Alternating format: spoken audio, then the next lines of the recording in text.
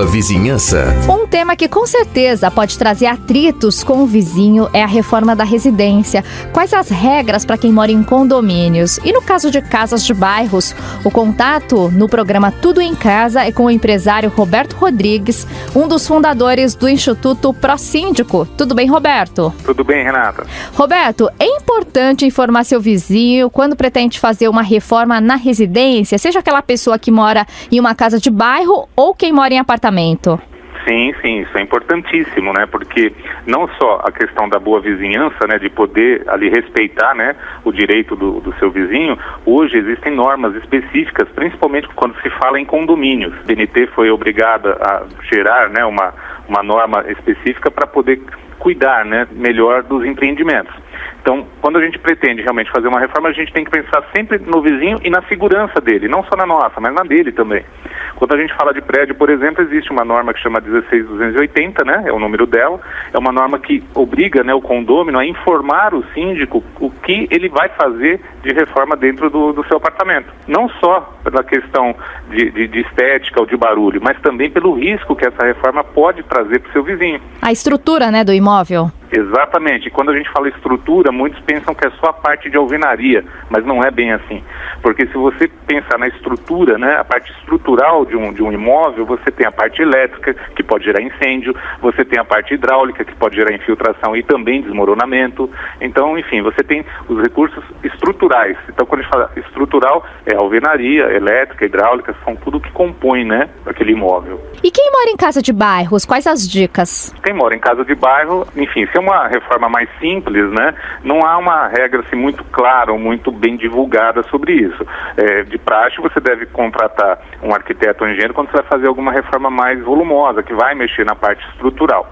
Não é muito diferente do que veio nessa nova norma para os condôminos, para quem mora em condomínio, ou mesmo para quem trabalha, né, num prédio comercial também. Se você vai mexer em algo estrutural, você tem que chamar alguém capacitado, alguém qualificado para poder fazer análise do impacto que aquela reforma vai dar, não só no próprio imóvel, mas também no entorno. Ou seja, se é num prédio, nos vizinhos de cima, de baixo. Se é uma casa, nos vizinhos da frente, de trás, do lado, enfim, né? De todo o seu entorno. E quanto ao horário para se realizar a reforma? Se a gente tomar o princípio que o nosso direito vai até onde não interfere no do outro, né? A gente tem que levar em consideração que uma reforma não deve ser feita em qualquer horário. Ninguém deve avançar com barulho, né, de uma reforma até tarde da noite, num feriado, eventualmente, ou num domingo.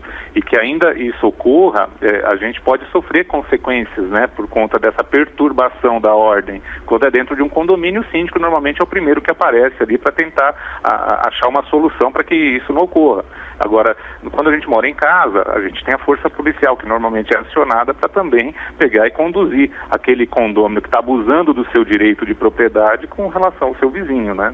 Quais os principais casos que você já acompanhou quando o assunto é reforma na residência?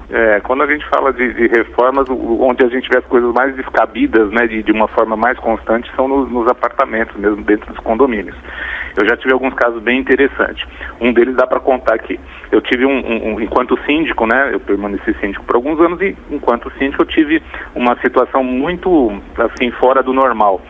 Um condômino que ele achou que o apartamento que ele comprou era pequeno, que a sacada dele não era do tamanho adequado para ele. Ele resolveu abrir a sacada dele, ele ampliou a sacada dele, derrubando a parede que fazia divisa com a sua lavanderia.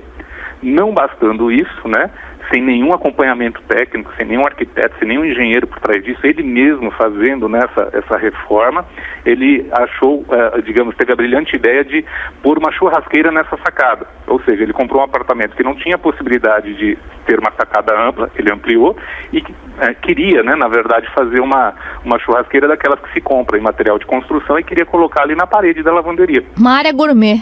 Uma área gourmet, simples assim.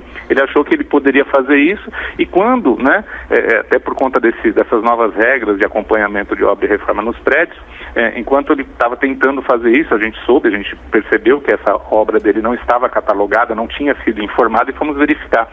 Por sorte que a gente viu isso e pediu para que ele cessasse, né, essa reforma, porque ele traria ali graves problemas, não só para ele, mas para os vizinhos. Por exemplo, onde ele queria instalar a churrasqueira, tinha um encanamento de gás bem atrás de onde seria a churrasqueira. Está certo, conversei no programa Tudo em Casa com o empresário Roberto Rodrigues, um dos dos fundadores do Instituto Prosíndico. Roberto, muito obrigada pela participação. Até uma próxima. Renata, eu que agradeço a atenção aí e a disponibilidade do tempo de vocês. Muito obrigado.